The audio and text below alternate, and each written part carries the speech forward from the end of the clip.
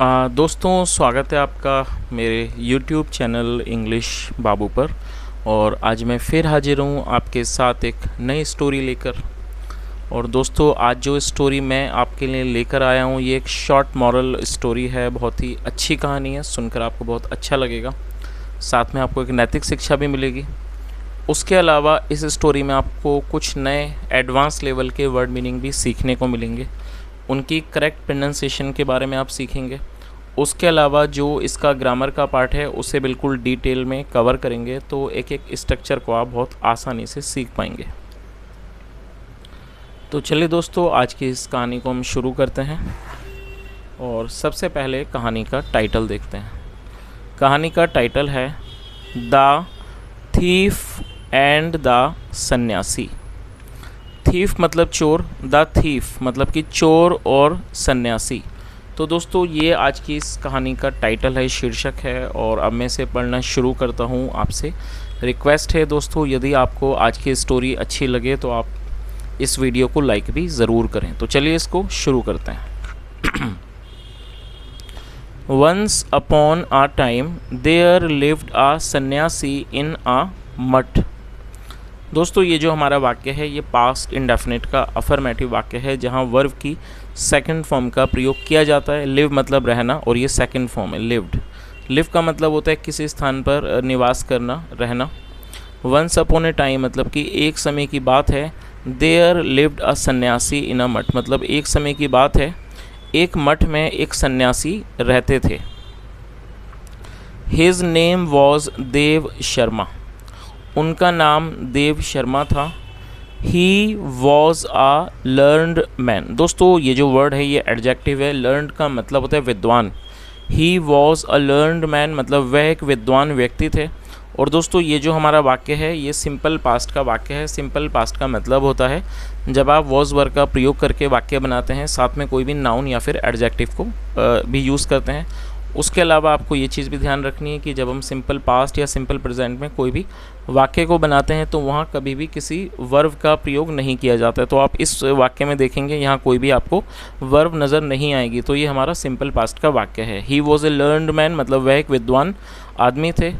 Many people used to visit him for his valuable preachings and advices on important matters. क्या मतलब हुआ दोस्तों? इस वाक्य में यूज टू का प्रयोग किया गया है। यूज टू का प्रयोग वाक्यों में पास्ट की कंसिस्टेंसी को दिखाने के लिए किया जाता है। जब आप कोई भी ऐसा वाक्य बनाते हैं जहां आप ये दिखाते हैं पास्ट में कोई काम बराबर हुआ करता था किसी के द्वारा, तब वहां हम इस तरह की कंसिस्टेंसी को दिखाने के लिए यूज टू का प्रयोग करते हैं। और यूज टू के बाद वर्ब की फर्स्ट फॉर्म लगाई जाती है। विजिट का मतलब होता है कहीं पर जाना, किसी से मिलना, किसी जगह का दौरा करना, और ये वर्ब की फर्स्ट फॉर्म है। तो इस लाइन का क्या अर्थ हुआ?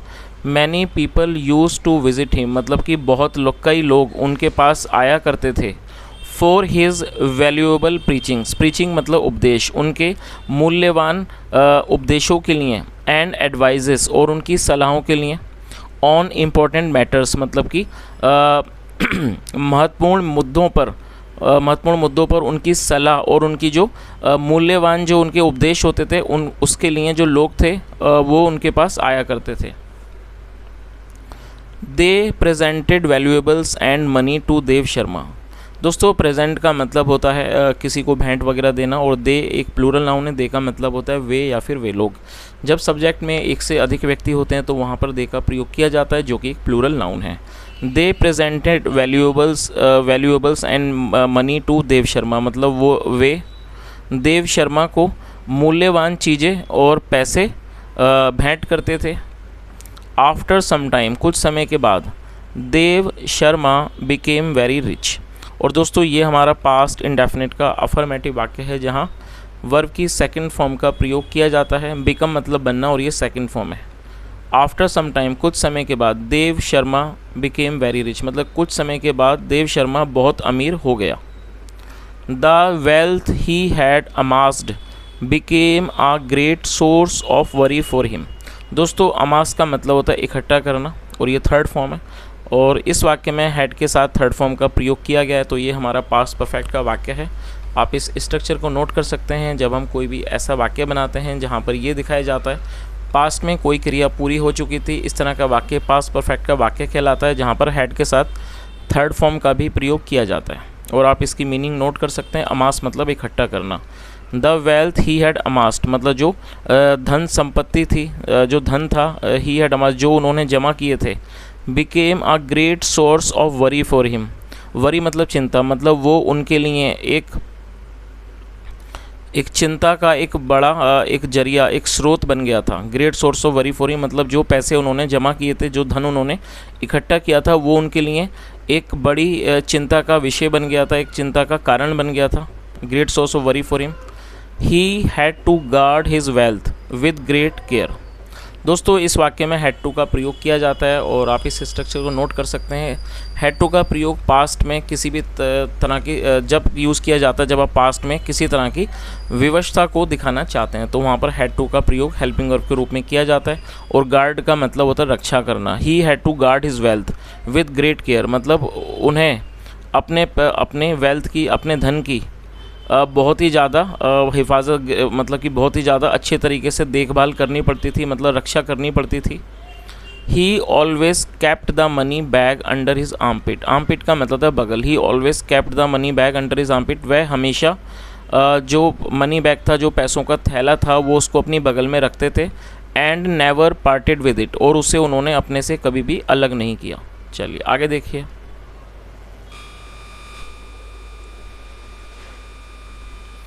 Once a thief whose name was Ashad Bhuti came to know of सन्यासी's wealth। क्या मतलब वो? Once एक बार, a thief एक चोर, whose name was, whose का मतलब था जिसका, whose name was अशद भूति। क्या मतलब हुआ कि एक बार एक चोर जिसका नाम अशद भूति था, came to know उसे पता चल गया, ऑफ सन्यासीज वेल्थ मतलब उसे सन्यासी के धन के बारे में पता चल गया। और दोस्तों सन्यासी के बाद एपिस्ट्रोफी एस का प्रयोग किया गया है, जिसका मतलब होता है का के की। तो सन्यासीज वेल्थ मतलब सन्यासी का धन। तो इस पूरी लाइन का क्या अर्थ हुआ कि एक बार एक चोर जिसका नाम अशाद भूति था, उसे सन्यासी के धन के बारे में पता चल गया। और दोस्तों कम टू नो का मतलब पता चलना, और ये सेकंड फॉर्म है। आगे देखिए। He made a plan to steal it. और दोस्तों ये हमारा पास्ट इंडेफिनिट का ही अफर्मेटिव वाक्य है। मेक की सेकंड फॉर्म में made. He made a plan उसने एक योजना बनाई, टू स्टील इट उसको चुराने की। And in order to materialize his plan. दोस्तों ऑर्डर टू का मतलब होता है के वास्ते, और मटेरियलाइज का मतलब होता है किसी चीज़ को अमल में लाना, किसी चीज़ को पूरा करना। तो इस लाइन का क्या अर्थ हुआ? In order to materialize his plan मतलब अपने प्लान को, अपनी योजना को मटेरियलाइज करने के लिए, मतलब उसको पूरा करने के लिए के वास्ते अशाद भूति अप्रोच्ड देव शर्मा। जो अशाद भूति था वो देव शर्मा के पास गया।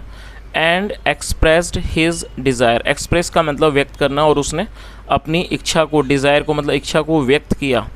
To become a his disciple उनका शिष्य बनने की जो उसकी इच्छा थी, उसको उसने देव शर्मा को के सामने व्यक्त किया।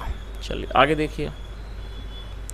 ओम नमः शिवाय सैड अशाद भूति। जो अशाद भूति था उसने कहा ओम नमः शिवाय। गुरुदेव I am tired of this worldly pleasure. क्या मतलब हुआ? दोस्तों टायर्ड का मतलब था थक जाना, और ये एडजेक्टिव है। तो उसने क्या कहा कि गुरुदेव I am tired of this worldly pleasure. Worldly pleasure का मतलब था सांसारिक सुख। तो उसने क्या कहा कि गुरुदेव मैं इन सांसारिक सुखों से थक चुका हूँ। Please accept me as one of your disciples मतलब कृपया मुझे अपने एक शिष्य के रूप में स्वीकार करो। एंड टीच मी और मुझे सिखाओ। द वे वो तरीका सिखाओ। द वे टू अटेन मोक्ष और मुझे मोक्ष प्राप्त करने का, अटेन मतलब प्राप्त करना, और मुझे मोक्ष प्राप्त करने का तरीका बताओ, सिखाओ। चलिए आगे देखिए।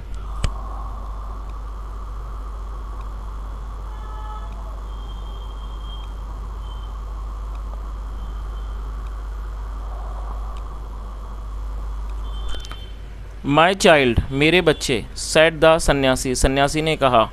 I am pleased with your words. Please का मतलब होता है किसी से खुश होना, प्रसन्न होना। तो उन्होंने क्या कहा कि मेरे बच्चे। सेड द सन्यासी सन्यासी से ने कहा I am pleased with your words मतलब मैं आपके शब्दों से, मैं आपकी बातों से प्रसन्न हूँ, खुश हूँ। The sannyasi then performed some rituals, perform का मतलब होता है कुछ करना, the sannyasi then performed some rituals, फिर जो सन्यासी थे उन्होंने कुछ रिचुअल्स मतलब अनुष्ठानों को, संस्कारों को किया, टू मेक अशादभूति इज डिसिपल, मतलब क्या मतलब वो इस लाइन का कि उसके बाद जो सन्यासी थे उन्होंने अशादभूति को अपना शिष्य बनाने के लिए कुछ जो अनुष्ठान थे उनको किया, उनको परफॉर्म किया, उन्हें किया। नाउ अशादभूति मसा, दोस्तों मैसेज लिखा है यहाँ पर लेकिन ये एक शायद मिसप्रिंट है क्योंकि कहानी के अनुसार इसे ई की जगह ए होना चाहिए। मसाज का मतलब मालिश करना होता है तो आप इसे मसाज ही समझें। नाउ अशादभूति मसाज्ड हिज गुरुज हैंड्स, उसके बाद जो अशादभूति था उसने अपने गुरु के हाथ hands and massaged his guru's hands and feet, अपने जो गुरु के उसने हाथ और पैरों की मालिश की। And waited upon him to wangle his affection and favour, और दोस्तों वेंगल का मतलब होता है छल कपट से कुछ हासिल करना, और उसने छल कपट से अपने गुरु का जो स्नेह और जो उनका पक्ष था वो हासिल करने की उसने कोशिश की, उसकी उसने प्रतीक्षा की। आगे देखिए, but the sanyasi did not seem to fully trust Ashadhbhuti, seem का मतलब होता है प्रतीत होना, लेकिन जो वो सन्यासी थे वो ऐसा नहीं प्रतीत हुए कि उनको पूरी तरह से उस पर अशादभूति पर विश्वास था। बिकॉज क्योंकि he never allowed him to enter the math at night, क्योंकि उन्होंने कभी भी उसे अनुमति नहीं दी रात में मठ में प्रवेश करने की, उसे कभी भी अनुमति नहीं दी। He also never parted with his money bag, और उन्होंने कभी भी अपना जो बैग था उसे भी उन्होंने कभी भी अपने आप से अलग नहीं किया। दिस वॉज डिसअपॉइंटिंग फॉर अशादभूति, और ये जो बात चीज़ थी वो अशादभूति के लिए क्या थी, निराश करने वाली थी। But he did not give up, give up मतलब हार मानना, but he did not give up, लेकिन उसने हार नहीं मानी। चलिए आगे देखिए,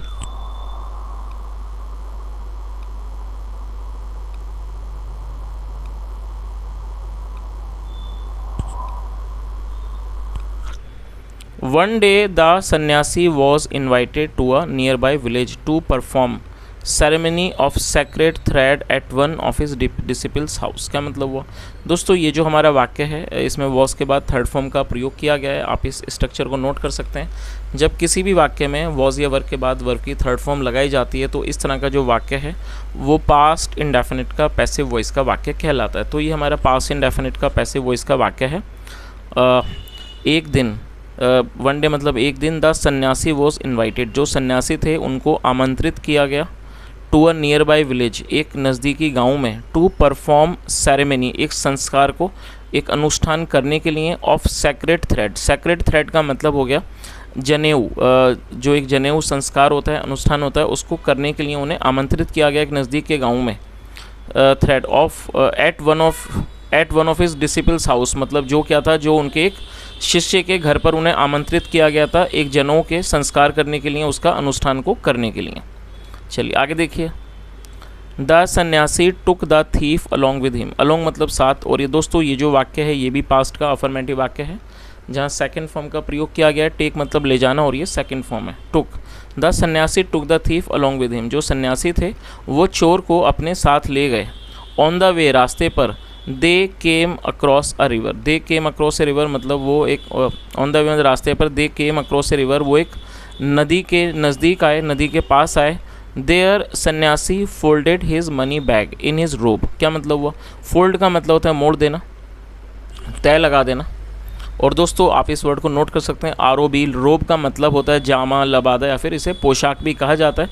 तो इसका क्या अर्थ हुआ, देयर सन्यासी folded his money bag in his रोब, मतलब वहाँ पर जो सन्यासी थे उन्होंने उस जो मनी बैग था, पैसों का थैला था, उसको उन्होंने फोल्ड कर दिया, मतलब उसको उन्होंने जो उनका पोशाक था उसके साथ उन्होंने उसको फोल्ड कर दिया, मोड़ दिया, तय लगा दी। एंड सैड, और कहा, टू हिज डिसिपल, अपने डिसिपल से, अपने शिष्य से कहा, Asadbhuti, look after this bag very carefully, look after मतलब देखभाल करना, और उन्होंने उसको कहा कि Ashadhbhuti, look after this bag very carefully, मतलब इस बैग की, इस थैले की अच्छे से मतलब बहुत ध्यानपूर्वक इसकी देखभाल करना। While I take my bath, जब मैं स्नान करूं, इन द रिवर, नदी में। चलिए आगे देखिए, आफ्टर सम टाइम, कुछ समय के बाद, द सन्यासी return having finished his Holi bath, क्या अर्थ हुआ, आफ्टर सम टाइम, कुछ समय के बाद, द सन्यासी रिटर्न, जो सन्यासी थे वो वापस आए, वापस लौटे, हैविंग फिनिश्ड हिज होली बात, मतलब अपने पवित्र स्नान को पूरा करने के बाद वो वापस आए। But Ashadhbhuti was not to be found there, लेकिन जो अशाद बुद्धि था वो वहाँ पर नज़र नहीं आया, वो वहाँ नहीं देखा गया। ओनली हिज रोब was lying on his the ground, सिर्फ जो उसकी जो पोशाक थी, उनकी रोब मतलब जो उनकी पोशाक थी, और जैसा हमने कहानी में देखा जो वो जो सन्यासी थे उन्होंने अपनी पोशाक को के अंदर ही उस मनी बैग को रखा था, तो इसी रोब के बारे में बात हो रही है। ओनली हिज रोब, जो उनकी पोशाक थी, was lying on the ground, वो ज़मीन पर पड़ी हुई थी। He quickly checked for the money bag, और उन्होंने जल्दी से वो जो मनी बैग था, पैसों का थैला था, उसको उन्होंने देखा, उसको उन्होंने चेक किया। But there was no money bag in the robe, लेकिन उस पोशाक में कोई भी मनी बैग, कोई भी पैसों का थैला नहीं था। ही बिगन टू क्राई, और ये बिगिन मतलब शुरू करना, और ये सेकंड फॉर्म है began. He began to cry, वो रोने लगे। आई हैव बीन रॉब्ड, और दोस्तों ये जो वाक्य है इसमें हैव बीन के साथ थर्ड फॉर्म का प्रयोग किया गया है। रॉब का मतलब लूटना, और ये थर्ड फॉर्म है, आप इसे नोट कर सकते हैं।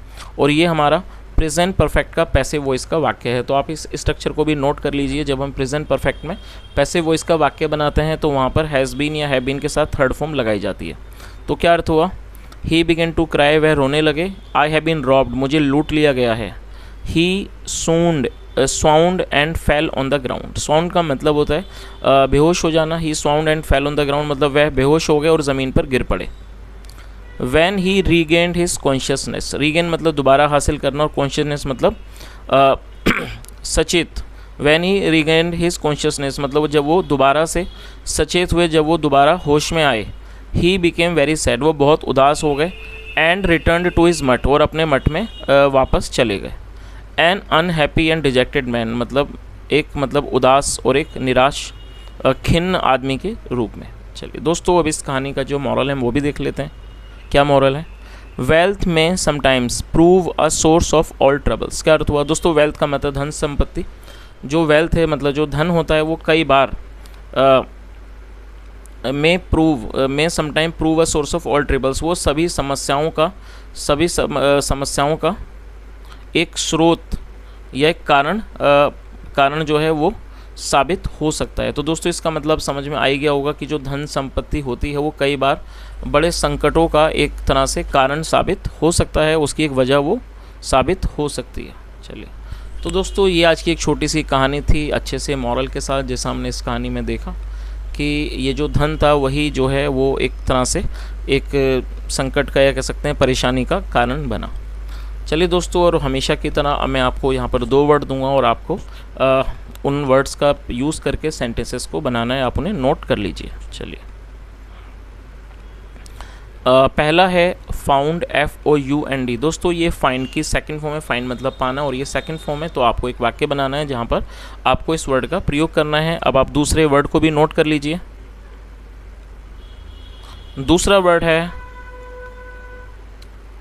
अनहैप्पी। दोस्तों अनहैप्पी एक एडजेक्टिव है जिसका मतलब होता है नाखुश, मतलब ये हैप्पी का ऑपोजिट वर्ड है। हैप्पी का मतलब खुश और अनहैप्पी मतलब नाखुश, या कह सकते हैं जो व्यक्ति प्रसन्न ना हो। तो ये एडजेक्टिव है दोस्तों। आपको एक और वाक्य बनाना है जहाँ पर आपको इसका प्रयोग करना है। इस तरह से आपको आज 2 वाक्य बनाने हैं। मैंने आपको 2 सेंटेंस दिए और आपको उन्हें कमेंट सेक्शन में बताना है।